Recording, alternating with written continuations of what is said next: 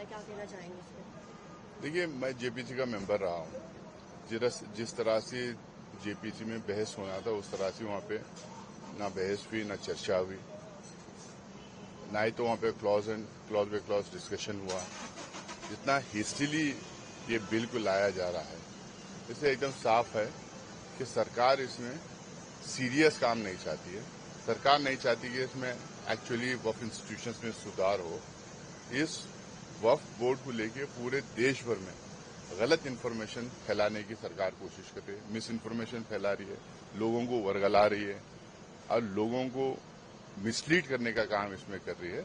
इसमें सिर्फ ये होगा कि ये अगर बिल आएगा तो गांव-गांव, गली-गली में जहां पे वक्फ के इंस्टीट्यूशन है वहां पे इनके लोग कॉन्ट्रोवर्सीज खड़ा करेंगे और वो कॉन्ट्रोवर्सीज चलते रहेंगे, जिसके तहत इनका वोट बैंक बनते रहेगा। सर, जो सैयद नसीरुद्दीन चिश्ती अजमेर थे, उन्होंने इसका सपोर्ट किया, उन्होंने बोला कि इसको अरे भाई, यहाँ पे जो हम 25 करोड़ मुसलमान हैं, कोई प्रो एस्टैब्लिशमेंट,